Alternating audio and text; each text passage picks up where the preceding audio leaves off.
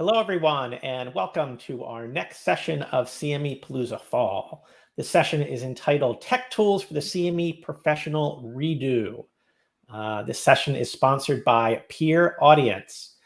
We did a Tech Tools session, I guess, 7 years ago, and figured it was probably a good time to kind of see what is new and interesting out there for the CME professional.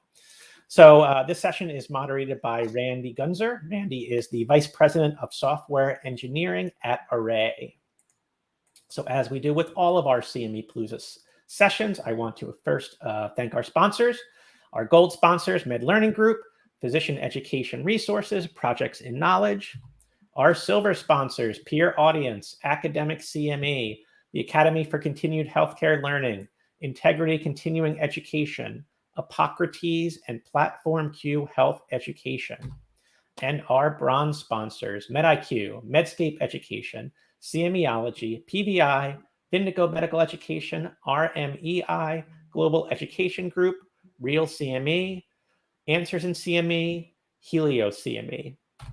And Creative Educational Concepts, Infograph Ed, Prova Education, DKB Med, Evolve Medical Education, Right Medicine, Spire Learning, Red Med Ed, CME Outfitters, and Excalibur Medical Education. So there are two ways to ask questions during this and all of the CME Palooza sessions. You can use the Medscape text line to send in a question. Here's the number, 267-6660-CME, that's 0263. Or you can tweet your question to us using the CME Palooza hashtag. We will get to as many questions as we can during the course of this session. So as with all of our sessions, we will be using the Peer Audience response system. We use Poll Everywhere. So you can either download the Poll Everywhere app if you have not already done so and join the presentation entitled CME Palooza 005, or type in the following URL in a web browser, polleverywhere.com/CME Palooza 005. So finally, a brief disclosure. Please keep in mind that the opinions, discussions, and or conclusions expressed are those of our panelists and do not represent an endorsement by or a position of their employer, its parent company, or their affiliates. And with that, I am going to turn things over to Randy to introduce the rest of the panel and to get this session underway. Hi, everybody. My name is Randy Gunzer. I've been working in technology for about 25 years. I've done quite a bit at American Express and then kind of moved on to BCD meetings and events, and now I work here at Array. I'm lucky enough to have two panelists for us, which have a lot of great information to go through today and really is kind of beneficial on the whole for things that we can leverage in the technology perspective of managing our day-to-day, being able to help us be a little bit more efficient, especially with us all working at home and trying to collaborate with everybody. So I'd like to first introduce Kenny Cox. Kenny, you want to introduce yourself? Sure. I'm Kenny Cox. I'm Vice President of CME with Archimedics. I've been around in the CME industry for a number of decades and really focus on working across all aspects of the medical education business for Archimedics, whether it's operations or data and analytics, or just developing and working with our partners. My day is spent doing all kinds of things in medical education, and I'm happy to be here and joining you on this call, Randy. Thanks, Kenny. And our other panelist that we're really excited to have, who's going to go through some really information and really exciting tools, kind of some of that I've actually talked to her about, which are very fun. Kathy, you want to introduce yourself? Sure. Thanks, Randy. I'm Kathy Decker. I am the Associate Director of Global Independent Medical Education Grants at Jazz Pharmaceutical. Been in the field for 5 years with Jazz, and really looking forward to this talk. It's something that I really enjoy and get enthusiastic about, is new tools and ways to improve efficiency in operations. Excellent. Thank you. We're going to go ahead and start off with a polling question before we get into it, and then just kind of go through some interesting things that is around that polling question. So what, if anything, do you use to create personal, professional to-do lists? And this is either side on the professional or the personal. I know people have grocery lists, all those other things. So just interested to see what you guys have from a usage perspective.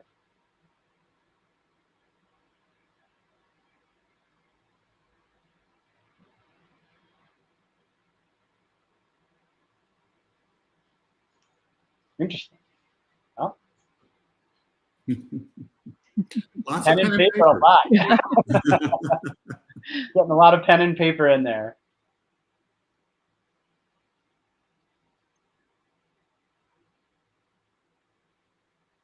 Looks like pen and paper is winning the battle here. It definitely seems like that's, Kenny, I guess we like to go old school. There you go. Very good. With that, Kenny, I'll have you go ahead and start going through some of the tools that you recommend. Yeah, absolutely. I'm going to talk about a couple of things. I'm going to talk about to-do lists first and different things within that. And then both Kathy and I are going to talk about taking notes electronically, things you can do to make your note-taking more effective and more impactful. But the first thing I want to talk about is just keeping a to-do list electronically.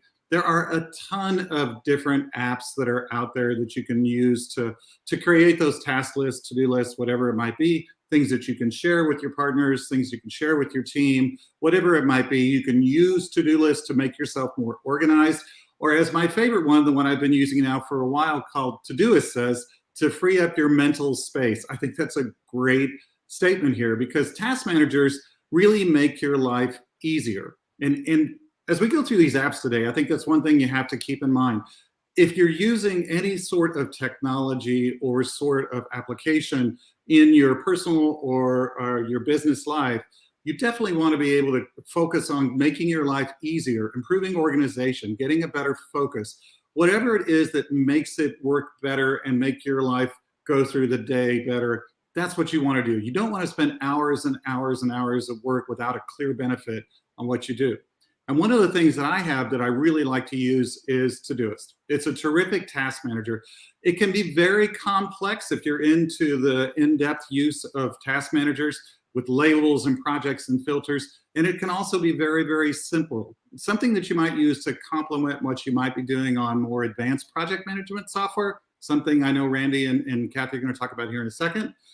But the app itself is terrific to organize. Now I'm going to show you a couple of examples of how I use Todoist and why I think it's great to work in. This is the website, by the way, todoist.com, easy to get into. This just happens to be my to-do list, a short, brief one. Couple of things within this. The app is extremely fast and it works cross-platform. So whether you're using laptops, tablets, smartphones, whether you're a PC user or a Mac user, whether you're Android or iOS, it works great across all of them. There's all sorts of ways to view your tasks. So you can go into just, hey, what's going on today? What have I got up and coming? So here I can see maybe a 7-day standout, or maybe I can rearrange that and customize it to show a shorter or a longer time.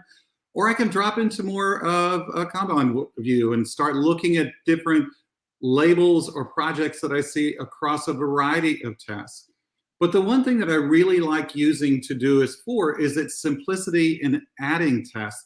The great thing about this app, it doesn't matter where you're at in using your tablet or your computer or whatever it might be, it's easy to add a task.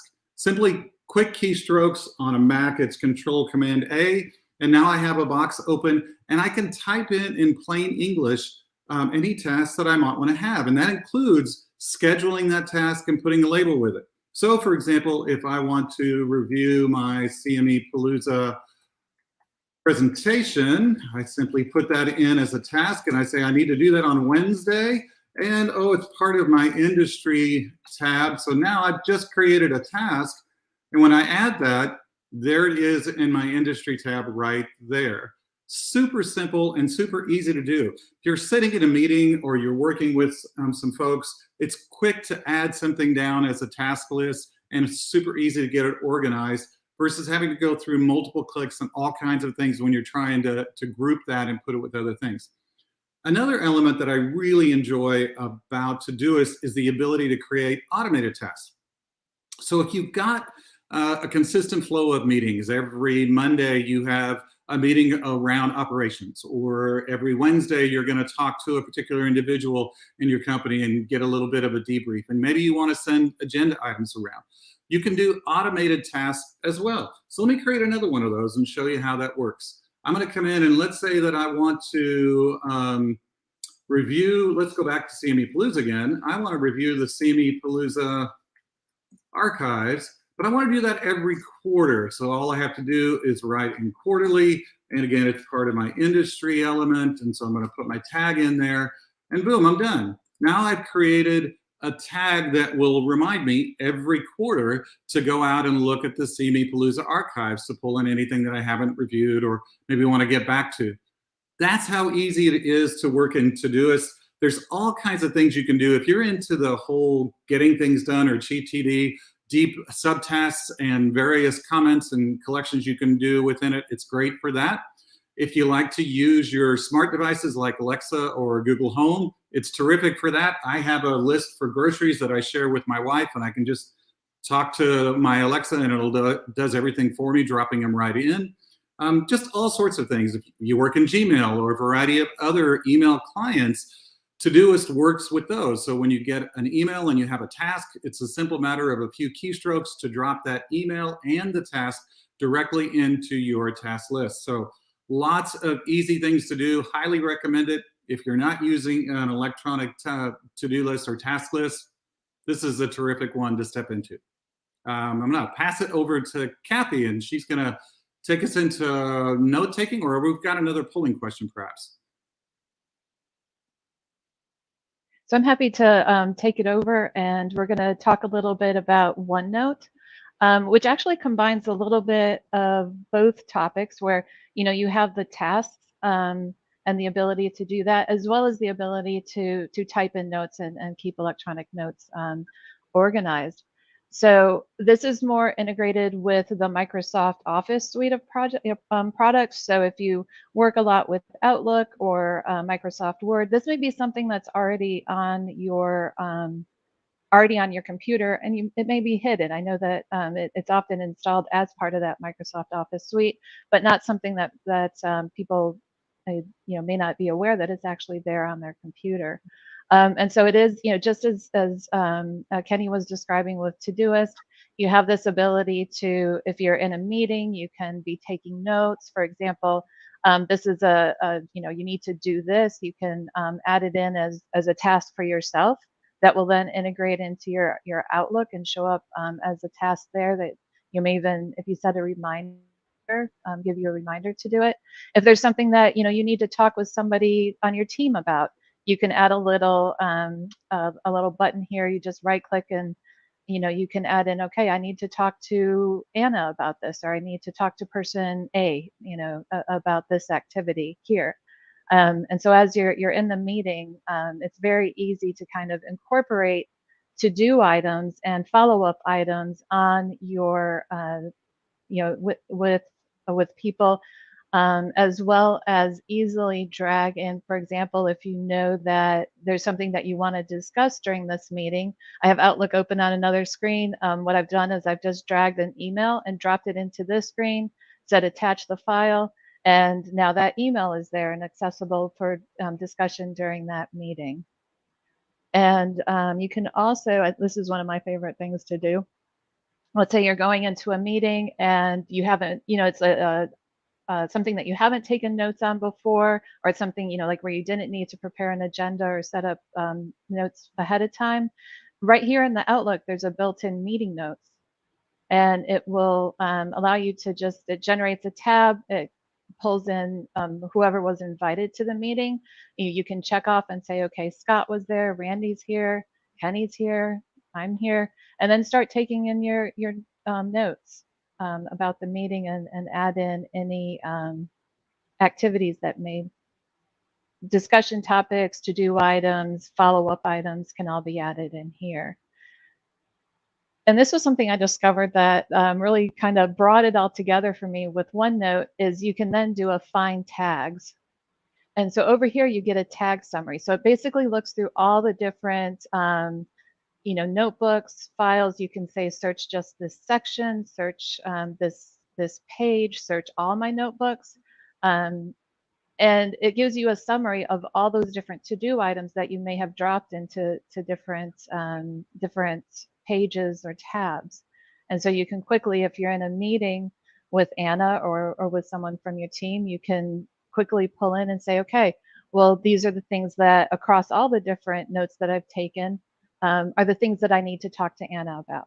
Or these are the different things that I need to discuss with my manager, or what I need to do. So I find this to be a very powerful and very integrated into the other Microsoft Office products, as well as having that ability to take notes anywhere on the page.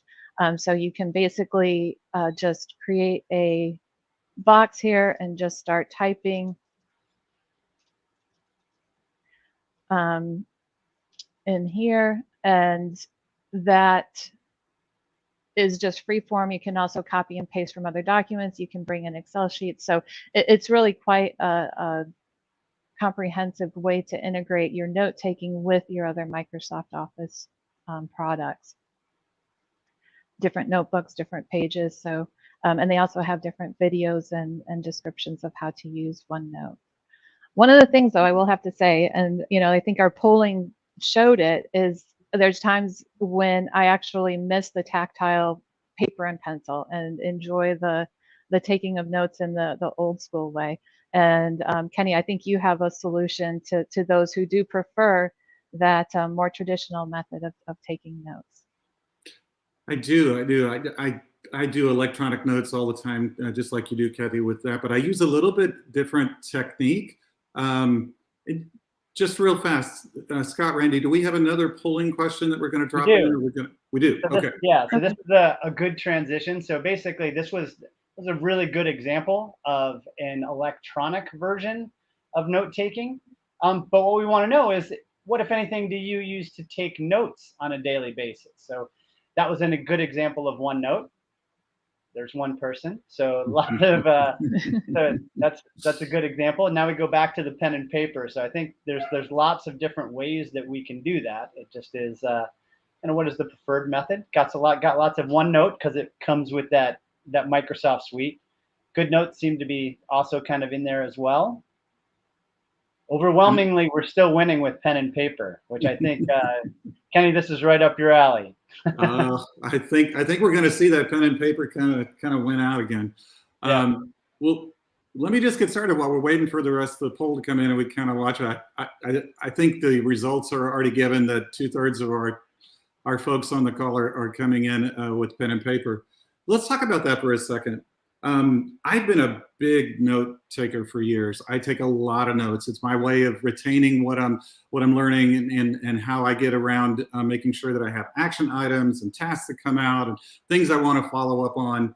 And I find that electronic note taking is the ultimate to be able to organize those notes and to focus on what you need to focus on to make them searchable, et cetera.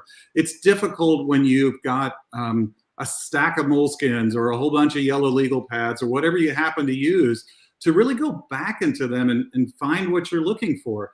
I've seen all kinds of, here, use an index or a table of contents or, make page numbers on every page, and man, they're challenging. So Kenny, I had a question for you too. So yeah, when one of the biggest challenges that I have, and I think this is kind of one of the things that Kathy mentioned as well, is when you take all those notes that are, on a piece of paper, how do I share those with people? So I think that's another big thing. Yeah, I took notes, but now all of a sudden I have to do that. So then I end up having to translate that thing that's on piece of paper to something. So I know you're going to go through some of that, but I think that's one of the things that you have to think about as you're kind of taking notes. Yeah, absolutely. You just have them for yourself. If you want to share those notes with others, I know I take a lot of notes and I end up sharing a ton of that with a lot of folks after meetings and so forth. A good electronic note program, an app for doing that, I think is crucial. And really what's driven a lot of my note taking is use of the iPad. So when I got my first iPad, I got the very first generation and immediately started playing around with different programs. And I've used Evernote, I've used GoodNotes, I've used Apple Notes, I've tried different things. And for the last several years, I've been working with a program called Notability. So Scott, if you'll share a screen for me on that one, we'll talk a little bit about Notability. Notability gives you the opportunity to work across a variety of platforms, much like any other app that we're talking about today. You can do PC, you can do Mac. They have dedicated apps for those, so you're not having to work in a browser. You can do Android or iOS. They're great with a desktop, laptop, tablet, or smartphone. The cool thing about Notability and what really drives it for me is its power of working with a tablet like an iPad, and the power of working with something like the Apple Pencil or a stylus.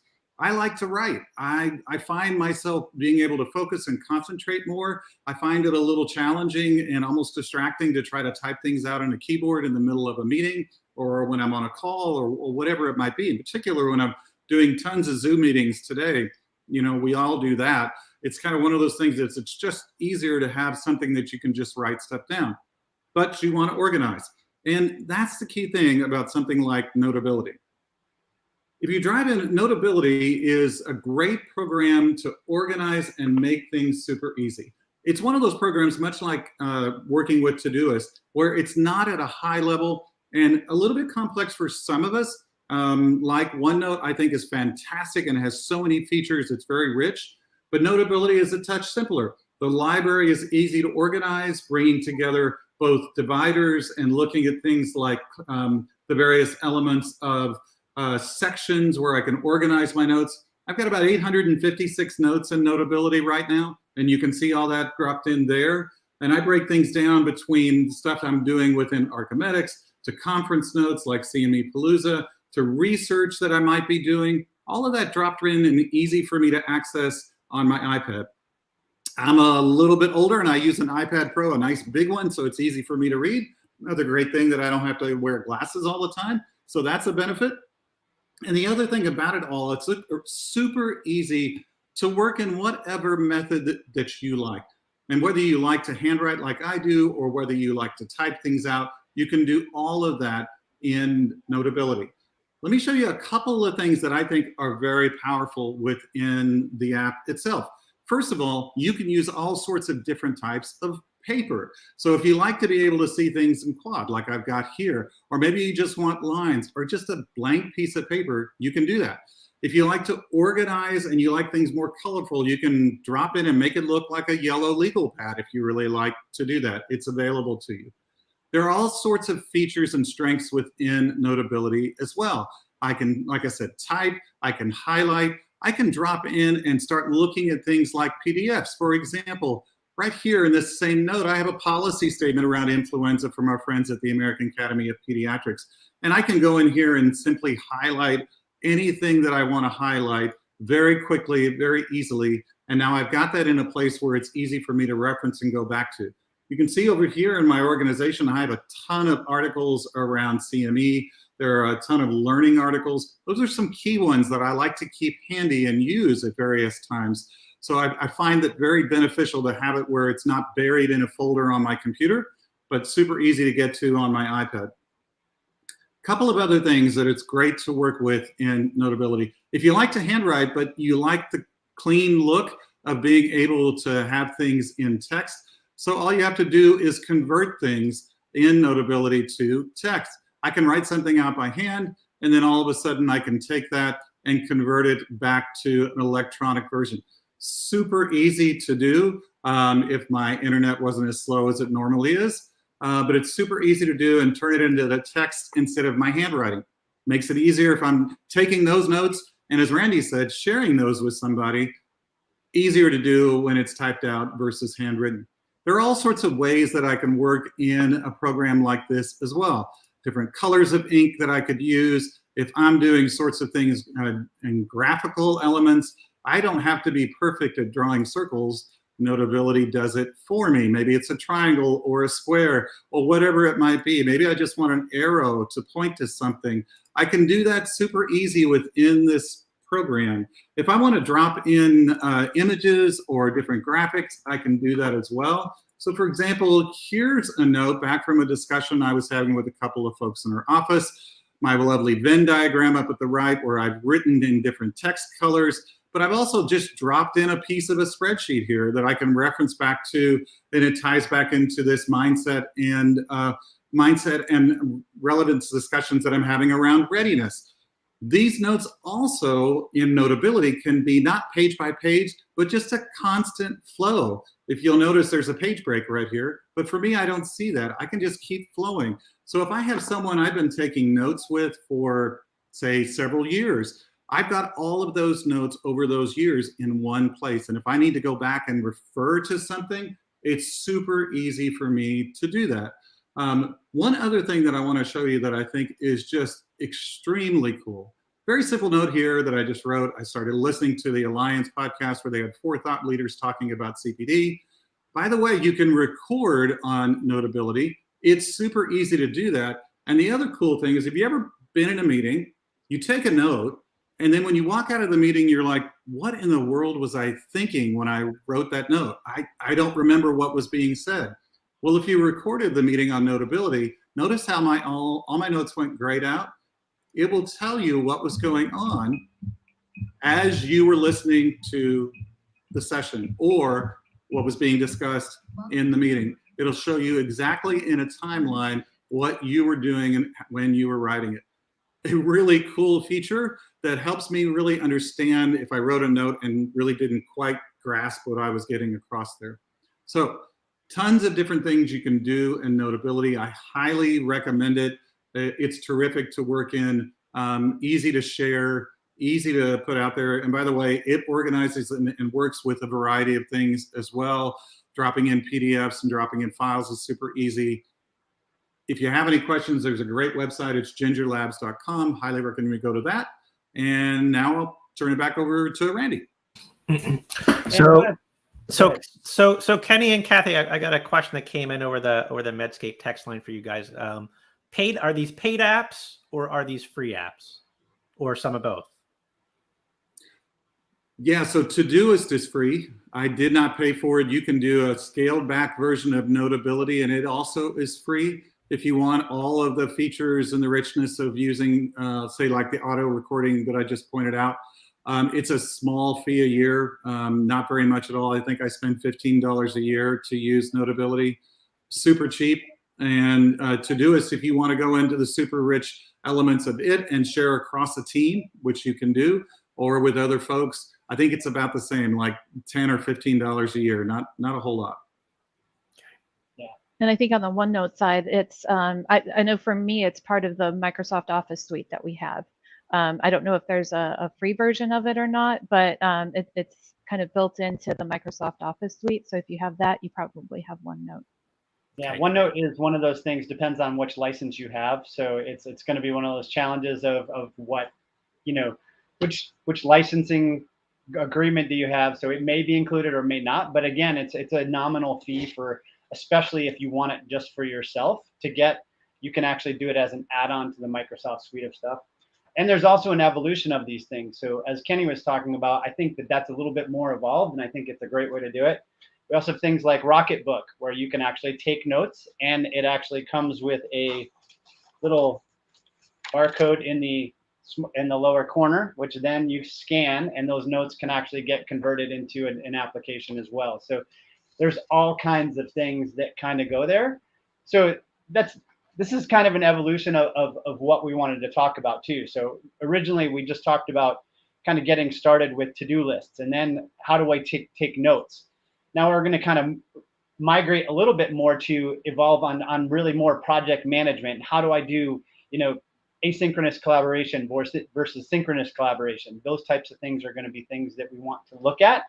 So what we're going to look at next, we're going to go ahead and throw up another polling question.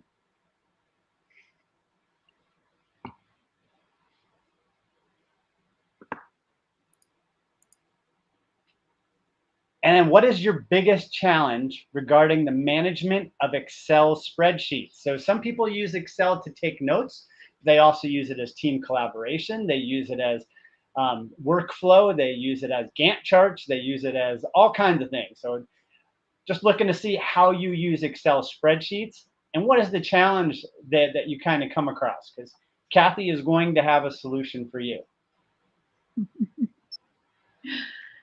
And I have to say for myself, on my side, the challenge that I ran into as our organization started to grow more people added into the team was the version controller. If multiple people needed to work in the same sheet, we were finding that it was getting broken. Even keeping it in a shared drive, there were some issues with things being overwritten, or we're finding it difficult to work in a single spreadsheet with multiple people updating it. Fortunately, our organization had a tool called Smartsheet, which is what I'd like to talk to you about today. So no, I'm sorry, I didn't mean to jump forward across the poll, but no, that was perfect, Kathy. Was it? Okay, very good. So Smartsheet is, like I said, we're very fortunate to work for an organization that has invested in an enterprise version of this. There are multiple licensing options available, including, a free trial. And it is a very dynamic work platform. It has a feel very similar to Excel when you're working in the sheet view, but it also pulls in a lot of other capabilities related to reporting, dashboard creation, forms, external collaboration. It's just really, I can't say enough about how much it has improved and added to our operational workflows within the Jazz IME grants team. So, like you can see here, the capabilities, you can do the dashboards and the forms. It integrates with other sheets. For a while, we were, putting our data into Smartsheet, but then having a data connection out to Excel. However, the platform has evolved. It continues to evolve to where we really don't need to work in Excel anymore at all. It encompasses all the functionality that we were using Excel for, and has given us a lot more beyond that. So one of the things where it really became clear the value that it brought to us was, we all remember that week or days before we were all sent home and asked to work from home before the pandemic hit, or when the pandemic hit. And what we were finding was we had a very informal change of scope process. It was all via email, and the request for a change of scope would then be forwarded on via email. And we had such an explosion in the requests for change of scope that it quickly became difficult to make sure that we were tracking everything and getting everything approved in a timely manner. So we basically sat down, Alexa Ventimilla and I had a powwow. We gathered, okay, what are the key things that we need to know about a change of scope? We pulled it into a sheet. So that's the basic format, or the kind of the base functionality. It's, what we started using first in Smartsheets was just a grid or a sheet. And just capturing the basic information that we needed for a change of scope. And then we put together a form. So this is what really starts to expand the usefulness and functionality, is when you can start collecting data into your sheet from external collaborators. So we put together this rescope tracker form. There may be people on the call who are familiar with this, who filled it out. And it basically, you put in your details regarding the activity that you need to change. It also has logic. You can build logic into your forms. So if you don't have a conference that is associated with this activity, you don't see that field. But if you do, it asks you then for the conference name. If your change is related to a date, it'll show these fields and ask you to enter in a new start date and a new end date. And then with this particular field, you can enter in multiple reasons why there's a change to this activity. So it's just I don't know. I can't say enough about how easy it is to use and how much it has improved our workflows. Yeah. There's also addition of files. You can drag and drop things into the form here, and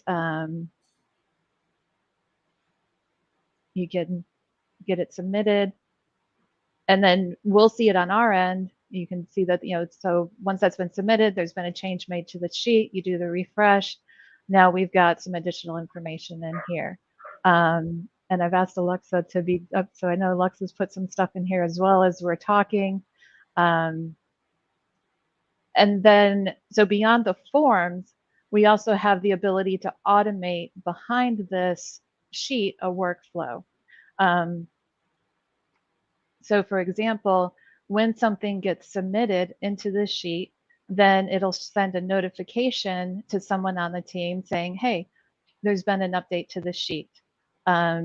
If there's an approval required for that line, it triggers another workflow that sends an email to whomever needs to approve that. So if we take this one that was entered here, we say, yes, there's an approval needed for it. It'll send an email out then to the appropriate grant manager and ask them to approve the submission. So yeah, and I will say, I want to make sure to give the caveat. Kathy is not a paid representative of Smartsheet. Yes, that's somebody who loves it that much. So I want to make sure people understand that, which is one thing. The other nice thing about this is that some people will refer to it as no-code programming, because it does allow you to actually leverage the Excel spreadsheets similar to what you would as a database. So from that perspective, it actually is very powerful. There is limitations to anything, but as far as having flexibility and all those kind of things, I mean, Kathy can just keep going on. I think that that's one of the wonderful things about it. Scott, do we have questions? So Kathy, another question came in on our Medscape text line. So you talked about how you create a change of scope form using Smartsheets. Have you guys actually looked at creating a grant, basically replacing your grant submission form with a Smartsheet? And is that something, I mean, providers love the complexity of supporter grant submission forms. So is this a possibility in the future? I don't have the bandwidth to do that personally. Okay. I do, there is a lot of functionality in here. It's, it's really a matter of bandwidth. And I think you could, but there's also other considerations you have to take in, like support for compliance. Those other, kind of models that are out there that companies use for support. It's more than just the portal itself that they're providing support for. So it really depends on what your needs are and how much bandwidth and what support your organization can provide for something like that. There is a lot of functionality in here, but it's not something that I would be prepared for our group to take on, because there are those other considerations. Yeah, I would say, having used Smartsheets quite a bit, there is some challenges with doing that, because anytime that there is idiosyncrasies that you have to account for, you're basically making a copy of that Smartsheet instance to be able to account for all of those types of things. So now all of a sudden you go from, this is one version of Smartsheets to another version of Smartsheets. That's why it's really no-code programming, but that no-code programming comes with some overhead.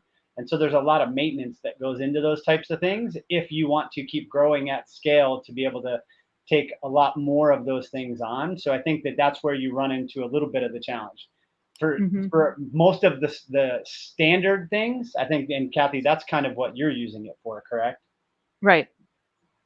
It allows for flexibility in those areas where your other systems may be inflexible. So you still need those other systems, but this allows for a little more, I honestly don't know anybody that doesn't have some sort of a tracker or ancillary system to support their system in most cases. And this can be that flexible support that you may find use in having beyond what your standard system is. Guys, I had a quick question for you around Smartsheets, if I could throw something back, because I haven't used Smartsheets. I've been an Excel user for decades, and Lotus 1-2-3 before that. Shows how old I am. Sorry about that. But the question on Smartsheets, on our polling question, everybody was talking about the complexity of spreadsheets, and I know you briefly mentioned it, But in comparison, Smartsheets versus working with Excel, Excel's a 10 in complexity. Where would you put Smartsheets in that and being able to work with it? So I find it to be a lot more user-friendly than Excel. And it goes to what Randy said about being no-code programming. It does incorporate a lot of the functionality of Excel. So if you're familiar with using Excel formulas and you know, those kind of those a little bit more advanced functions within Excel, you can those translate pretty much directly into Smartsheets. So you can use those same formulas and so forth. However, there is a lot of functionality where you don't need to use those formulas. You can link directly to cells without having to say this cell equals that cell. You just right click and you point to the cell that you would like it to be equal to.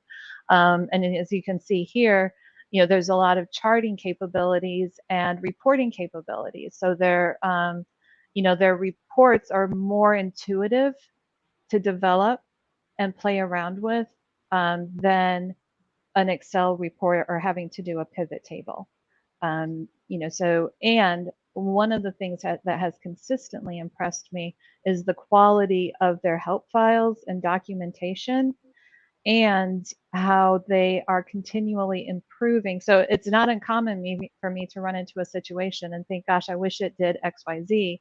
And usually within 3 to 6 months, it does XYZ. They're just really, it's a really dynamic tool. And it's a growing user base. So I think, you know, Kenny, that question that you asked is a really complex one. So from the front end user, it makes it somewhat easy, but it runs the gamut. So if you have a tech team that wants to actually interact with Smartsheets, so we had the question about basically how could you interact with this? It has everything from APIs and those kind of things to be able to fill in some of those things and have it act more like a database with some of the more user friendly. So some of the people who set up the Smartsheets, it's a little bit more of a challenge with, but then once it's set up, all of the front end users makes it much easier for, and then you can even interject data from other external sources into the Smartsheets via those APIs. So kind of runs the gamut, and it could be anything from you need a developer to do some of this to I just need somebody who can click and drag, set up forms and set up routines and set up workflows, to I just need to fill in a form, you know, so you can have all levels actually interact with the Smartsheets, which is actually really beneficial as well. Yep. And there's also, you know, there's different layers. So there's the layers where we're setting up forms and we understand the data and what we need to collect. But I've just recently started working with our business analytics group. And so, you know, we've kind of laid the groundwork, and now they're stepping in and doing some of the more advanced work with reporting and pulling it into Tableau or some of those other, you know, kind of, so there can be, I find it to be also easy to collaborate with those groups within my organization that can support the more advanced reporting and analytics work from the data. Great, so, thanks. So with that said, you know, and one of the things that we basically look at is this almost turns into a project management piece of software, which basically allows you to do some of the things. There are some other project management software that are out there. So Scott, I don't know if we have that polling question about project management. So what do you feel is the most valuable component of a project management software tool if you're using one? Let's see if anybody's.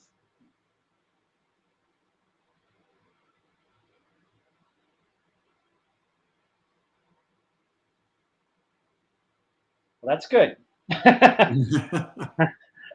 So integration of those tasks. Oh, okay, we got some more coming in. Allows for project management documentation, central storage, which I think is going to be key. Now we also have, it improves overall workflow by providing a common platform for all team members to collaborate. So that is one of the benefits that we see in something like a Smartsheets. So it allows you to do the improving teamwork, those kind of things, which is great. There is other project management software tool. So basically a project management software tool is used for project planning, for scheduling, for resource allocation, which I think is a big one. And then also for change management. So some of those things that we have to do. there is a bunch of tools that are out there that actually can help with some of those things. I'm gonna just give you a quick share of some of those.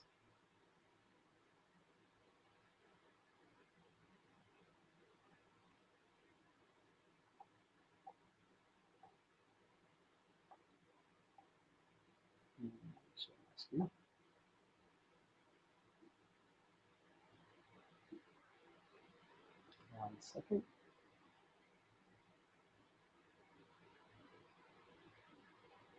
Sorry about that.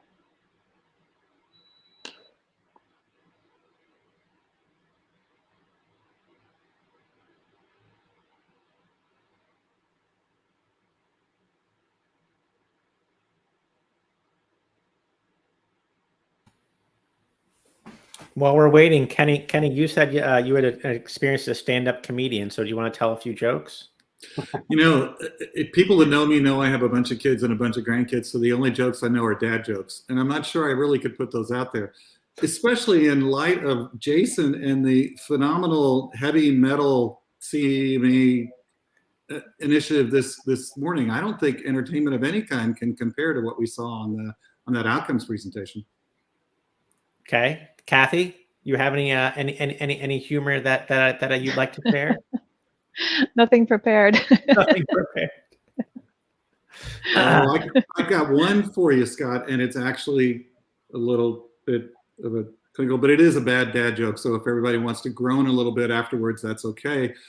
So I went to the doctor and said, you know, doc, my sons, they just don't seem to have much career, enthusiasm at all. They all just want to be valets and that's all they want to do.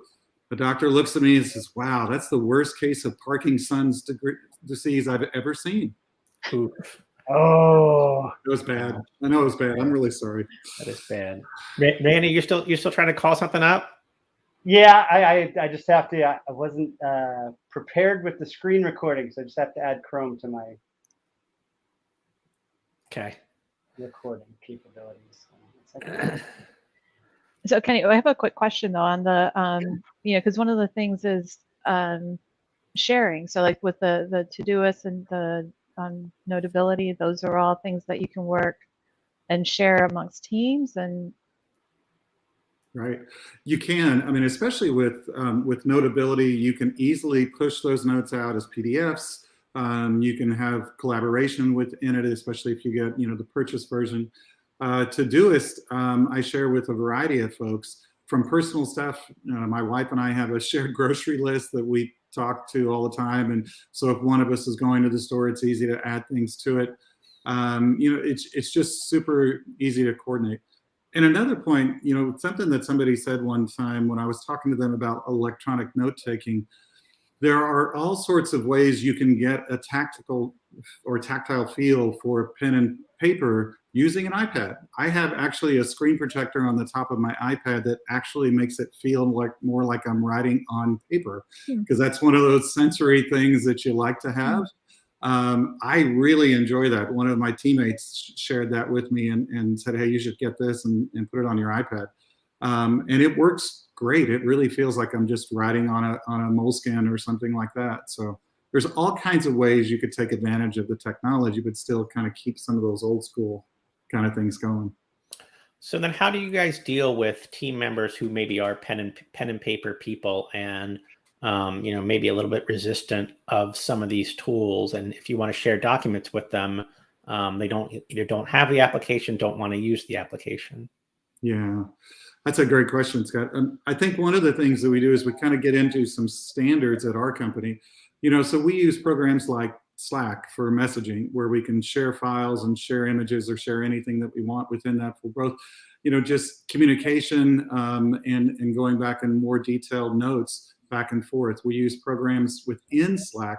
They have things like Slackbot. So every week, the leadership team has a few questions that we answer about what's been going on in our various departments that happened in that week, and what are we planning for next week. So that's a whole entirely automated process. You may not want to take notes, but when you start sharing things amongst the team, you kind of get pushed into using some of that technology. Lots of use of Google Drive. lots of use of Gmail, all the things that could go with that. There's just a host of different things that we do to kind of, people just kind of have to come along and stay with us. They may not want to take notes on an iPad, but they can definitely participate in technology in other ways. Yeah, and I have to say, I think with the virtual environment, so many people working from home, it's becoming harder and harder to not move in that direction. And even if you're taking notes on pen and paper, another possibility is, you can take photos of it, and you can email it to yourself, share it in OneNote. We tend to, what also seems to be happening is almost every organization has, you're either Google based, Google Workspace, or you're in Microsoft, but some sort of an environment where there is that cloud capability. And so, where we're using OneNote a lot, we're using Teams a lot. And I think as those tools just become the standard within the operations, we don't have too many people that aren't, utilizing them. So Kathy, I mean, a lot of, you work for a supporter, so a lot of pharma companies have lots of things firewalled, and will limit, what programs you can and cannot access. So when you wanted to introduce some of these programs internally, did you have to go through the IT department at all to get permission to utilize some of these apps, or were they already part of sort of the suite that you guys had access to? So they're all actually part of the suite that we have access to. The OneNote, the Microsoft Teams, the Smartsheets.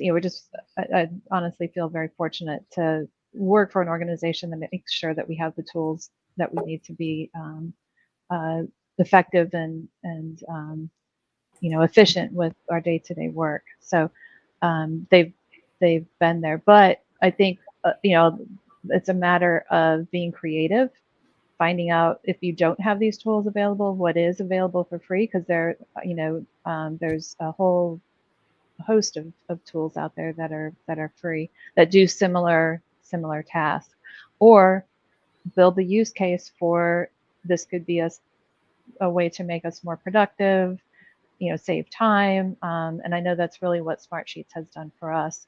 It's really streamlined a lot of our workflows and taken out a lot of the manual work and put it into an automated system. Okay. Randy, I know we got another minute or two. I don't know if you're able to figure out a way to, there you go. Yep. Do you want to quickly walk through a little bit of this?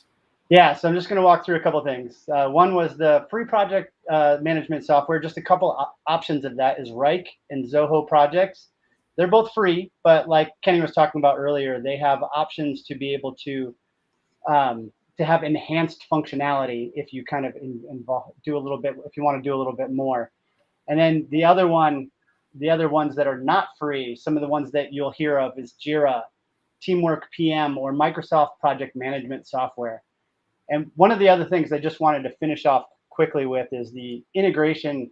So we talked about integration of calendar, and I think that was one of the challenges that people ran into as well. One of the things that I found is that the looking at things like the calendar functionality that you want to have, you'll notice that I can actually look at all of my calendars, and not all of these calendars are Google calendars, but I can actually integrate them in two different ways. I can either use my Apple products, which will allow me to do that. And some simple way to do that is just to add accounts in here. So I know that some people have challenges with that. And then the other one is actually just integrating all of your calendars from multiple sign-ins. You can actually do that through Google Calendars. And those are the couple just quick tips that I wanted to end up with. And then you can look and see that as I wanted to add things, I can look at, here's what is on for my engineering team. Oh, wait, I need something that just for me and my wife. What are we doing this week? So all of those things can be added, and they're from different logins or accounts that are in here. All right. Well, great. Well, thank you guys so much to everyone for kind of sharing a lot of your technological know-how. I know I'm one of those pen and paper people, so this definitely kind of will encourage me to kind of try to branch out and organize myself a little bit better.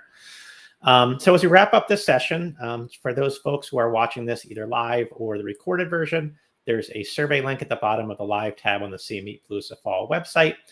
So if you could please go in and complete that, you only need to complete it once per person.